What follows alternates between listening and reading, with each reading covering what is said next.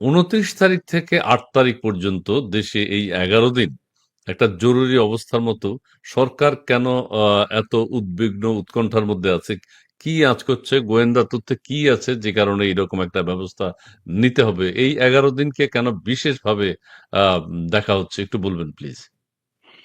দেখুন, গ্রামে অনেক লোকরা অন্ধকারে যখন চলে, তখন জি। গাছের একটা পাতা পড়লেও সে পিছনের দিক ফিরে দেখে যে কেউ পিছনে আছে।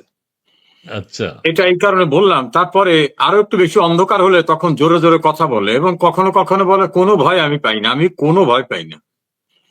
বর্তমান আচ্ছা, আচ্ছা। সরকারের অবস্থাটা দাঁড়িয়েছে এই অবস্থা। তারা তাদের যে ওই যে গোয়েবল চাচ্ছে একজন, সে তো বলছে আওয়ামী লীগ দেশেই নাই, শুধু ফেসবুকে হম্বিত। আচ্ছা।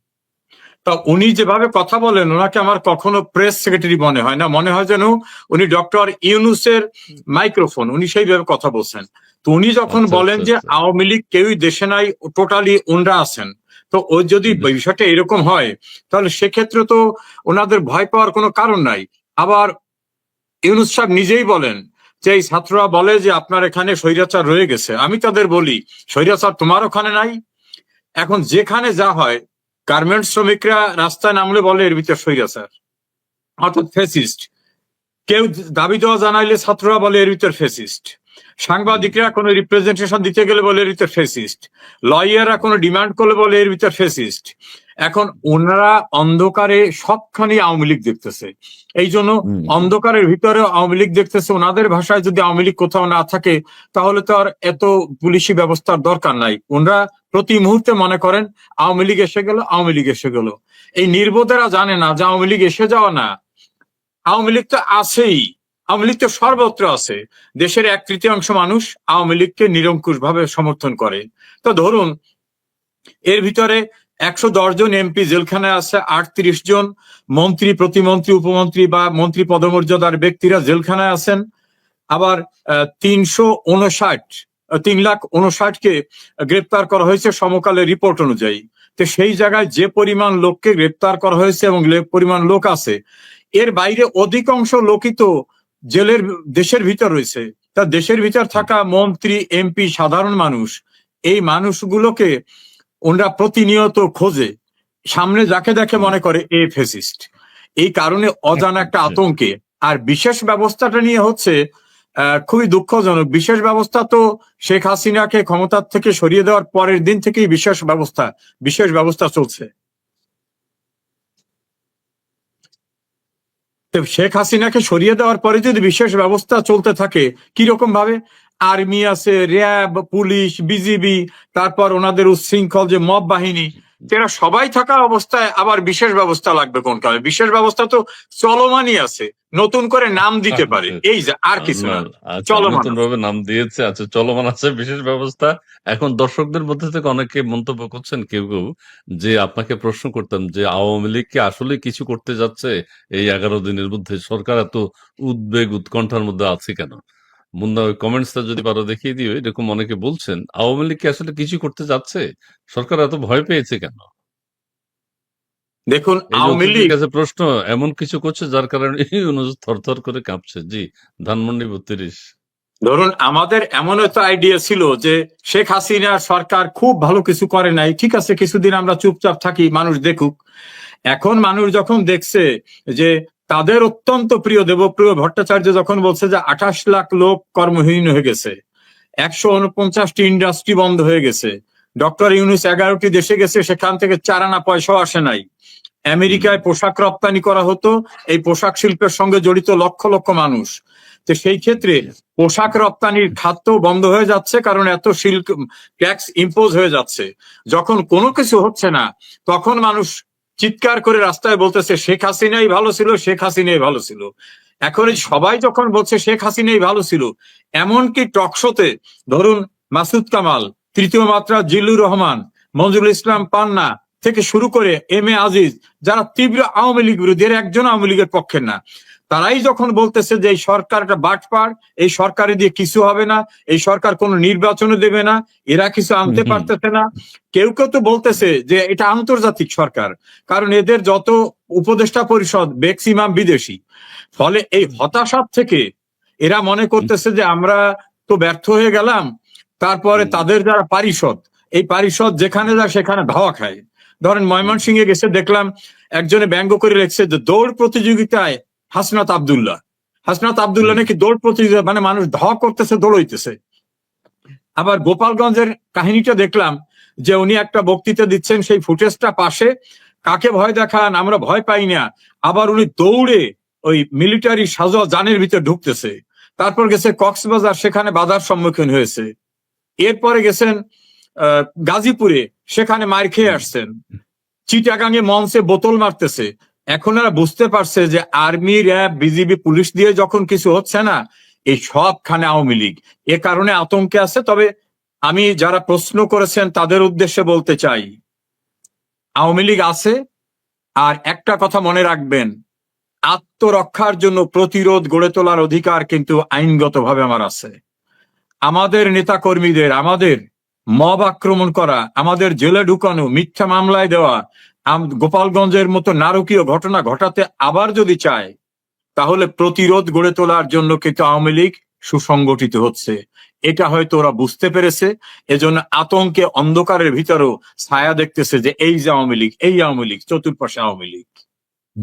ধন্যবাদ আপনাকে। আচ্ছা, এখন যে বিষয়টি বলতে চাই, আপনি এনসিপির কথা বলেছেন, নিশ্চয়ই দৌড় প্রতিযোগিতা তারা অংশগ্রহণ করেছে ময়মনসিংহে বা গোপালগঞ্জে তারা যে অ্যাটাক করেছে পুলিশ বাহিনী বা সেনাবাহিনীর সদস্যদের উপস্থিতিতে, কক্সবাজারের কথা বললেন, কিন্তু এনসিপি তো তাদের কর্মসূচি পালন করেছে এবং ৩ তারিখ তারা শহীদ মিনারে ইশতেহার পাঠ করবে।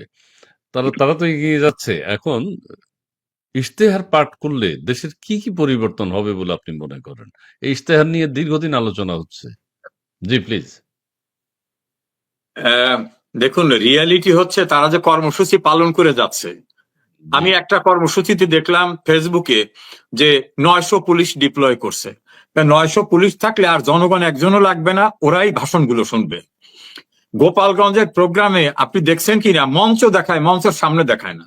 কারণ গোপালগঞ্জটা আমার বাড়ির সঙ্গে, সামনে দেখায় না মানে চেয়ার ফাঁকা, কোনো লোক নাই। তো এভাবে কিন্তু পুলিশদের উদ্দেশ্যে তারা যে প্রোগ্রাম করে বেড়াচ্ছে, কারণ অডিয়েন্স কিন্তু এখন পুলিশ, র্যাব, বিজিবি, আর্মি, অন্য কেউ না। তো সেই জন্য তারা ওই কর্মসূচি নিয়ে তারাও নিজেরা বুঝতে পারছে যে সঙ্গে কোনো লোক নাই। আবার একটা ভয়ঙ্কর ঘটনা ঘটালো, উমামা ফাতেমা, হুম, হুম। তাদের নেত্রী, সে তো ফেসবুকে লাইভ করতে করতে কাঁদতে কাঁদতে বললেন যে এর শেকড় অনেক গভীরে, আর জুলাই আন্দোলনকে মানি মেকিং মেশিনে পরিণত করা হয়েছে। আবার আর একজন তাদের মহিলা নেত্রী, তিনি বললেন, কি ইসরাফিল জানো, উনি বললেন যে নীলা ইসরাফিল। হ্যাঁ, নীলা ইসরাফিল, তিনি বললেন যে এই এই কারণেদের সঙ্গে থাকছি না, চিত্র জগতের বাঁধন, তিনি বললেন আমরা প্রতারিত হয়েছি। এভাবে এখন যখন লোক সব ধীরে ধীরে চলে যাচ্ছে, তখন কর্মসূচি ক্লোজ করে শহীদ মিনারে নিয়ে আসা হচ্ছে। এই শহীদ মিনারে সর্বোচ্চ হতে পারে যদি কিছু কর্মী, ওই যে আপনি যারা জিন হাজির করে জামাত ইসলাম, এরা যদি কোনো কর্মী টর্মী দেয়। জামাত ইসলাম জিন হাজির করে না, জিন হাজির করছে মুফতি ইব্রাহিম। জামাত ইসলাম হলো ফেরেশতা হাজির করছে, ফেরেশতা এসছে। সরি, ফেরেশতা। এখন শহীদ মিনারে যদি কিছু ফেরেশতা আমরা পৌঁছে দেন এবং জামাতের ক্যাডারদের পৌঁছে দেন, তাহলে প্রেস ক্লাবে বা শহীদ মিনারের সামনে কিছু লোক হবে। আয় রাজুতে আয়, এ কথা বললে এখন আর কেউ রাজুতে আসে না, এবং কেউ আয় রাজুতে আয় বললে উল্টা স্লোগান দেয়, যেটা নেকেড স্লোগান। আপনার এই অনুষ্ঠানে আমার বলা ঠিক হবে না, ফলে তারা লোকজন পাবে না। তবে কিছু ভুইফোট সংগঠন নিয়ে একটা ঘোষণা দিতে, মানে ঘোষণায় কি হবে, ধরেন যারা এখন শপথ নিয়েছে, আমি যদি ধরি মহামান্য রাষ্ট্রপতি, তিনি শপথ নিয়েছেন যে এই সংবিধানকে প্রোটেক্ট করব, প্রিজার্ভ করব। ডক্টর ইউনূস শপথ নিয়েছেন এই সংবিধানকে প্রোটেক্ট করব, প্রিজার্ভ করব। অ্যাডভাইজাররা তাই করছেন। সেনা প্রধান যখন সেনা কর্মকর্তা হিসাবে শপথ নিয়েছেন, ওনাদের শপথটা আর একটু বাড়তি, প্রয়োজনে জীবনের বিনিময়ে বাংলাদেশের সংবিধান এবং রাষ্ট্রপতিকে রক্ষা করব, জীবনের বিনিময় হলে। আচ্ছা। ধরেন বিজিবির প্রধান যিনি, উনি তো আর্মির অফিসার, উনি ওই শপথ নিয়েছেন। তাহলে গভর্নমেন্টের যে স্ট্রাকচার আছে, এনএসআই, ডিজিএফআই যারা আছেন, তারা এই শপথ নিয়েছেন। এবং শপথের সময় এই অ্যাডভাইজার আবার বলছেন যে এই সংবিধানকে পালন করব, এইটাকে অনুসরণ করব। তো ওই সংবিধান অনুসরণ করতে গেলে আর একখান জুলাই প্রোক্লামেশন হয় না। প্রোক্লামেশন একটা দেশে একবারই হয়, সেটা 1971 সনে হয়েছে স্বাধীনতার প্রোক্লামেশন, যেটা আমাদের 72 সনের কনস্টিটিউশনের প্রথম পাতায় আছে। এখন ওনরা শহীদ মিনারে বসে কি ঘোষণা করলো, এই ঘোষণা যে কয়জনে দেবে তাদের মনে রাখতে হবে দেশে মানুষ 18 থেকে 19 কোটি। এই 19 কোটি মানুষের পূর্বসূরি যারা ছিলেন, যারা লিগালি অথরাইজ ছিলেন, অর্থাৎ যারা ভোটের মাধ্যমে নির্বাচিত হয়েছিলেন 70-তে, যারা প্রাদেশিক পরিষদ এবং কেন্দ্রীয় পরিষদের, তাদের কিন্তু একটা অথরিটি ছিল এই প্রোক্লামেশন দেওয়ার, তারা দিয়েছেন। এখন যারা শহীদ মিনার দিতে চান তারা কারা, তাদের কে অথরাইজ করছে? ওই প্রোক্লামেশন নিয়ে আমরা দুশ্চিন্তা একদম করার দরকার নাই। এরকম প্রোক্লামেশন আমরা অনেক দেখছি, অনেকে তত্ত্ব দিছে। আমি একটা কথা প্রাসঙ্গিক বলি, আপনার এই লাইভ শোতে অনেকে আছেন, জি, হক, তোহা, অনেকে আছেন। সিরাজ শিকদার, বদরুদ্দিন ওমর, আহমদ শরীফ, এইরকম জ্ঞানীরা অনেক তত্ত্ব বই লেখছে, বইয়ের স্তূপ হয়ে গেছে, একেবারে রুম বোঝাই। এই তত্ত্ব কাজে লাগে নাই। বঙ্গবন্ধুর 6 দফা তত্ত্ব দিয়ে বাংলাদেশ স্বাধীন হয়েছে। কাজে ওই যারা ওইখানে বসে কথাবার্তা বলতে চায় ও প্রোক্লামেশন নিয়ে, আমরা একদম চিন্তা করি না। বাংলাদেশ তার সংবিধান অনুযায়ী চলবে এবং সেভাবেই বাংলাদেশ চলবে। বরং যারা উচ্ছৃঙ্খলতা দেখিয়ে জঙ্গি আচরণ করেছে, যারা মেটিকুলাস ডিজাইন করে একটা নির্বাচিত সরকারের বিরুদ্ধে কাজ করেছে, যাদের সিপাহশালারা নিজেরা স্বীকার করেছে যে 15 বছর যাবত আমরা প্ল্যান করছিলাম, 5 তারিখ শেখ হাসিনার পতন না হলে অস্ত্র তুলে ধরতাম, প্রশ্ন আসবে সে অস্ত্রগুলো কোথায়? কাজী কাউকে আতঙ্কিত হওয়ার দরকার নাই। আওয়ামী লীগ সুসংগঠিত আছে, যারা স্বাধীনতার পরিপন্থী, মুক্তিযুদ্ধের পরিপন্থী, আমাদের সার্বভৌমত্বের পরিপন্থী, তাদের বিরুদ্ধে প্রতিরোধ গড়ে উঠবে। সে সময়টা খুব বেশি দূরে নয়। জি, জি, ধন্যবাদ আপনাকে। এখন আপনি 71-এর কথা বলেছেন। 71 সম্পর্কে আমাদের অত্যন্ত গুরুত্বপূর্ণ একজন উপদেষ্টা আসিফ নজরুল সাহেব একটা মন্তব্য করেছেন যে শেখ হাসিনার যে 71-এও সেই ঘটনা ঘটে নাই। মানে শেখ হাসিনার যে নির্যাতন, গুম, হত্যাকাণ্ড দেশে চালিয়েছেন, 71 সালে সেই ধরনের ঘটনা ঘটে নাই। এই ধরনের একটা বক্তব্য তিনি দিয়েছেন। আবার বিকেল বেলায় তিনি সরি বলেছেন। এখন যে সরি বলাতে তার সমর্থক যারা আছেন তারা খুব দুঃখ পেয়েছেন। তারা বলতে চাচ্ছেন গত 16 বছর আসিফ নজরুল সাহেব যে মিথ্যা কথাগুলো বলেছেন এখন সবগুলোর জন্য হয়তো সরি বলবেন, তাহলে আমরা যাব কোথায়? আসিফ নজরুল সাহেব তার এই বক্তব্য থেকে কেন সরে আসলেন? এটা কি আপনার জানা আছে?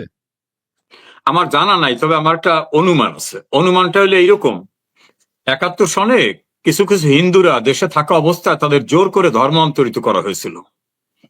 এখন ধর্মান্তরিত হলে হবে না, রাজাকাররা বলতেছে যে তুই খালি মুসলমান খাতাপত্র বললে হবে না, তোর গরুর মাংস খেতে হবে।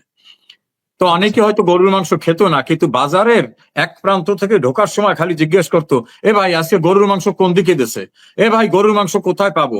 বাজারের শেষ প্রান্ত পর্যন্ত সবাই জিজ্ঞেস করতো, যাতে বোঝে যে এই মুসলিম এই গরুর মাংস খুঁজতেছে। হয়তো ওই মাংসটা বাড়ি পর্যন্ত নিত না। এখন আসিফ নজরুল হচ্ছেন ঘাতক দালাল নির্মূল কমিটি যেটা হয়েছিল শহীদ জননী জাহানারা ইমামের নেতৃত্বে, সেখানের একজন ছিলেন। তো সেখানে থাকা অবস্থায় উনি যে গণ আদালতটা এই প্রক্রিয়ার সঙ্গে জড়িত ছিলেন, দেলোয়ার হোসেন সাইদিকে যাতে আটকানো যাবে সেই জন্য উনি তার সম্পর্কে বড় একটা আর্টিকেলও লিখছিলেন। এইসব লেখালেখি করে সেই সময় ওনার যে ভূমিকা, এখন তো সেই গ্রুপ নাই। আবার উনি তৃতীয় মাত্রায় জিল্লুর রহমানের সঙ্গে একটা প্রোগ্রামে বলছেন, শেখ হাসিনাকে অভিনন্দন জানিয়ে আমি একটা বড় আর্টিকেল লিখবো। কারণ আমাদের দেশে যে এত বড় একটা মহামানব ছিল বঙ্গবন্ধু, তিনি যে এত স্যাক্রিফাইস করছেন, এইরকম একটা মহামানব ছিল, আমি পড়তে গিয়ে আমার চোখের পানি ঝরে গেছে। সেই মহামানব সম্পর্কে শেখ হাসিনা আমাদের জানতে দিছে। কি মহামানব বঙ্গবন্ধু। এইভাবে যেসব কথাবার্তা বলছে, জামাত বা স্বাধীনতা বিরোধীরা কিন্তু সেগুলো বলে নাই। এখন ও চাচ্ছে নতুন গরুর মাংস কেনা, নব্য মুসলমানের মতো হইয়া তাদের মনোরঞ্জন করা যায় কিনা, এজন্য সে আর কি এই 71-কে শেখ হাসিনার আমলের চেয়েও খুব গ্লোরিফাই করতে চেয়েছেন, যেটা অত্যন্ত ভালো। করার পরে আবার কিছু কিছু লোকে বলতেছে আগেরটাই তো ভালো ছিল। এখন উনি মাঝখানে আবার সরি বললেন। আবার সেদিন দেখলাম খালেদ মহিউদ্দিন তাকে জিজ্ঞাসা করছে, আপনি না বললেন 26 লক্ষ ভারতীয়রা কাজ করতেছে, তো 26 লক্ষ থেকে আপনি কি 6 লাখও বের করতে পারছেন কিনা? বলে, খালেদ দেখেন, আমি সেই সময় তো শপথবদ্ধ ছিলাম না। তাহলে শপথবদ্ধ অবস্থায় এক কথা, শপথবদ্ধ না থাকা অবস্থায় এক কথা, এই মিথ্যা কথা বলা যাবে? আবার তিনি বিভিন্ন অকেশনে যেসব কথা বলছেন, আল্লাহ আমাকে যদি এরকম সুযোগ দিত আমি পাবলিক বাসে চড়তাম, আমি দিলটা দিয়ে সারা দিন হুম, খাটতাম। হুম। পাবলিক বাসে একদিনও তাকে দেখা যায়নি। তারপর আবার বলছেন, আহ, মানুষ যে আমাকে এত ভালোবাসে, এই ভালোবাসা আমি বুঝতে পারিনি। ছাত্ররা বলে স্যার স্যার স্যার, ক্যান্টনমেন্ট আমাকে ডাকে যে আপনার কথা সবাই চলে। এখন আবার উনি দেখে মাইলস্টোন স্কুল কলেজে সেই ছাত্ররা 9 ঘন্টা আটকাই রাখছে এবং মুখের উপর বলতেছে ভুয়া, দুর্নীতিবাজ, স্বৈরাচার। তারপরে পুলিশ আনা হয়েছে, পুলিশে কাজ হয় না। এরপর কয়েক হাজার পুলিশ আনা হয়েছে। তারপরে পুলিশ যখন ব্যারিকেড দিয়ে ওনার নিচ্ছে, সেই সময় ভুয়া ভুয়া গালিগালাজ করতেছে। এই সময় আসিফ নজরুল বুঝতে পারছেন যে উনি কত জনপ্রিয়, কারণ দিন কয়েক পরে তো আর পুলিশ থাকবে না, তখন অবস্থাটা কি হবে। এই জন্য আসিফ নজরুল এখন লেজে গোবরে জড়িয়ে পড়ছে। খন্দকার ভাই, আমার মনে হয় উনি এখন বিদিক হয়ে গেছে। আচ্ছা, একটা কথা আপনারা বুঝেন না, আপনি তো চিকিৎসক না, সো আপনার সেটার জন্য অপরাধী বলা যাবে না, বা বুঝার ক্ষমতা নেই আপনার, সেটা বলা যাবে না। সেটা হচ্ছে উনি গত 16-17 বছর অসুস্থ ছিলেন, মানসিকভাবে অসুস্থ ছিলেন। যেই কথাগুলো বলেছেন তখন তিনি সেগুলো তো আপনি আইনের লোক হিসেবে বলতে পারবেন। অসুস্থ অবস্থায় কেউ কিছু বললে সেটা কিন্তু ওই আদালতে কাউন্ট করে না। সো আমরা সেই হিসাবে তো দেখতে পারি। এখন তিনি সুস্থ অবস্থায় আছেন, এখন তিনি ওই ফ্রুটিকা খেয়ে কথাগুলো বলছেন যে ওই সময় আমি অসুস্থ ছিলাম, এটা আমাদেরকে মাথায় নিতে হবে, মেনে নিতে হবে। এখন তিনি হয়তো সুস্থ হয়ে যেগুলো গত 16 বছর বলা উচিত ছিল, এখন তিনি সেগুলো বলছেন। ঠিক আছে, আমরা খুবই ভালো অবস্থায় আছি, আমরা খুব মজা পাচ্ছি, এবং আসলে কে কি ক্ষমতায় গেলে বোঝা যায় যে আসলে তার কার কি অবস্থা, কে কতটুকু ধারণ করতে পারেন। আমরা একটা চাঁদাবাজি নিয়ে একটু আসি। চাঁদাবাজি নিয়ে আমাদের খুব মুখরোচক বেশ কিছু আলোচনা হচ্ছে, যে আমাদের সমন্বয়ক ভাইরা চাঁদাবাজিকে একটা উচ্চতর পর্যায়ে নিয়ে গেছেন এবং বিভিন্ন আঙ্গিকে তারা চাঁদাবাজি করছেন। ভালো, আমাদের যে এই রিয়াদের বাসায় 2.5 কোটি নাকি কত কোটি টাকা চেক টেক পেয়েছে, হ্যাঁ, চেক পেয়েছে। এখন এই অবস্থায় এই ছেলেটাকে ডিস্টার্ব করা আইন শৃঙ্খলা বাহিনীর উচিত হয়েছে কিনা? সে মাত্র 2.5 কোটি বা কিছু এফডিআর টেফডিআর হতে পারে, হয়তো আরো বেশি। এই অবস্থা তাকে ডিস্টার্ব করাটা ঠিক হচ্ছে কিনা? আবার কেউ কেউ বলছেন, আমাদের রিয়াদ সাহেবের যদি 2.5 কোটি টাকার চেক এখন ঘরে পাওয়া যায়, রিয়াদ সাহেবের বস যারা আছেন তাদের কি অবস্থা? জি, আপনার একটু বিশ্লেষণ শুনতে চাই। দেখুন, এই জায়গায় আমাকে অনেকে ফোন করছে, ফোন করে তারা বলছে যে যে 5 জন গ্রেপ্তার হয়েছে তাদের এক ফ্রেন্ড ঢাকার একটি গুরুত্বপূর্ণ দৈনিকের সিটি এডিটরকে ফোন করছেন। ফোন করে বলছে যে আমাদের এই নিউজটা দিবেন না। তা বলছে যে কেন নিউজটা দেবো না? বলে না, আমরা ছোট মানুষ, আমাদেরটা নিউজ দেবেন না। তো উনি নাকি জি, বলছেন জি। যে আমি যদি না দেই, অন্যান্য মিডিয়ায় তো এসে গেছে, টেলিভিশনে দেখা হচ্ছে। তখন সে রাগ হয়ে বলছে যে আরে ভাই, আমাদের নিয়ে তো লেখালেখি করেন কেন? আমাদের ওস্তাদদের নিয়ে লিখতে পারেন না? তো ওই সাংবাদিক আবার বলছে, সাংবাদিক আপনারও পরিচিত, সে বলছে যে তোমরা কিছু তথ্য দাও, তথ্য দিলে আমরা সেটাও ছাপবো। বলে তথ্য লাগবে কেন? আমরা যখন আত্মপ্রকাশের দিনে কোটি কোটি টাকা ব্যয় করে অনুষ্ঠান করলাম, একবারও প্রশ্ন করছেন টাকা পেলাম কই? আমরা রূপায়ণ টাওয়ারের বিশাল এক ফ্লোর দখল করে যে সেখানে কাজকর্ম করতেছি, আপনারা কি জিজ্ঞেস করছেন আসে কোত্থেকে? শেরাটন ও, হোটেলে আমরা যে রিজার্ভ করে সেখানে কাজকর্ম করছি, সারা দেশে যে ঘুরে বেড়াচ্ছি কোটি কোটি টাকা ব্যয় করে, মানে মাসুদ কামালের অ্যাসেসমেন্ট অনুযায়ী যে 8 কোটি টাকা একটা প্রোগ্রামে যায় আর্মি টার্মি গেলে, সেগুলোর হিসাব করছেন। পাশে আবার এটাও বলছে যে এক উপদেষ্টার এপিএস এর শত শত কোটি টাকার দুর্নীতি। আবার ঢাকার সাবেক মেয়র সাদেক হোসেন খোকার ছেলে ইসরাক হোসেন, সে আবার বলতেছে যে কাউন্সিলর নিয়োগ, মেয়র প্রশাসক নিয়োগ, তারপরে ওয়াসায় লোক নিয়োগ, সারা দেশের পৌরসভায় প্রশাসক নিয়োগে যে কোটি কোটি টাকার লেনদেন হচ্ছে, সেটা নিয়ে কি আপনার প্রশ্ন করছেন? পাশে এটাও বলে যে বড় বড় গাড়িতে চলে, এটা নিয়ে প্রশ্ন করছেন। সেসব প্রশ্ন না করে আমরা চিনোপুটি, আমরা টুকটাক, আমাদের নিয়ে তো লেখালেখি করেন কেন? এই মাথায় আর একটা খারাপ কথা বলছে যে আমাদের নিয়ে বেশি লেখালেখি করলে আমরা ফাঁস করে দেব কোন কোম্পানির কাছ থেকে কত টাকা আনা হয়েছে, কাদের কোন রাজনৈতিক নেতাদের কাছ থেকে কত টাকা আনা হয়েছে, আমাদের কোথায় কোথায় পাঠানো হয়েছিল, আমাদের দিয়ে কাকে কাকে ভয় দেখানো হয়েছে, আমরা সব ঘটনা ফাঁস করে দেব। এই দৃষ্টিকোণ থেকে আমার মনে হয় এই চুনোপুঁটিদের, তারা চাইছে যে তাদের যদি থানায় ফোর্স করা হয়, রিমান্ডে নামে মারধর করা হয়, তাহলে কোর্টে গিয়ে তারা স্বীকারোক্তিমূলক জবানবন্দি দিয়ে থলের বিড়াল বের করে দেবে। সেই দৃষ্টিকোণ থেকে ছোটখাটোদের ধরাটাকে যৌক্তিক হলো কিনা, এটা নিয়ে আলোচনা হতেই পারে। এটা ঠিক হয়নি, এটা ঠিক হয়নি। অনেকে বলছেন ওই আমাদের অভিনেত্রী শাওন একটা প্রশ্ন করেছেন আসিফ নজরুল সাহেবের বক্তব্য শুনে যে ৭১ও এত ঘটনা ঘটেনি, আপনারা যা ঘটিয়েছেন। ও তিনি আবার লিখছে তাহলে ৭১ সালের মুক্তিযুদ্ধে যারা শহীদ হয়েছিলেন তারা সবাই ঠাডা পড়ে মারা গেছে। হ্যাঁ, না, সাথে যোগ আসলে করছেন তার দাদা শ্বশুর। আসিফ দাদা, নজরুলের দাদা শ্বশুর আমার জেলা পিরোজপুরে ছিলেন, তা জি, পিরোজপুরে এসডিপিও ছিলেন, ঠাডা পড়ে মারা গেছে। কারণ আসিফ নজরুল তো, আমি জানি না ওই সময় আসিফ নজরুল সাহেবের বয়স কত ছিল বা তিনি আদৌ দেখছেন কিনা। আর হুম, তিনি যাদের আজ্ঞাভাজন হওয়ার চেষ্টা করছেন উনি তাদের সম্পর্কে জানেন না। ওরা কোনোদিন ভোলে না। আপনি আসিফ নজরুল গণ আদালত করে সেখানে তাদের ফাঁসির প্রতীকী ফাঁসির আয়োজন করছিলেন, তাদের এক নেতা দেলোয়ার হোসেন সাঈদীর উপর আর্টিকেল লিখছিলেন। আপনি যত তোল মর্দন করেন কাজ হবে না আসিফ নজরুল। উনি ঘন বলে, ওই যে কি বলে, আমাদের ওয়ার ক্রাইম ট্রাইব্যুনালের চিফ প্রসিকিউটর তাজুল সাহেব এটা বলছেন, তাজুল সাহেব এটা বলছেন। উনি তাজুল সাহেবকে হাইলাইট করার চেষ্টা করছেন, পাকিস্তানকে গ্লোরিফাই চেষ্টা করছেন, কিন্তু বাস্তবতা হচ্ছে কোনোটাই লাভ হবে না। আজকে তো দেখলাম একজন বিদগ্ধজন তার একটা ভিডিওতে তিনি লিখছেন আসিফ নজরুল প্রস্তুত হন জুতোর মালার জন্য, আবার কেউ লেখছে কোথা থেকে দেবেন জুতোর মালা, উনি তো দেশেই থাকবে না। নিচে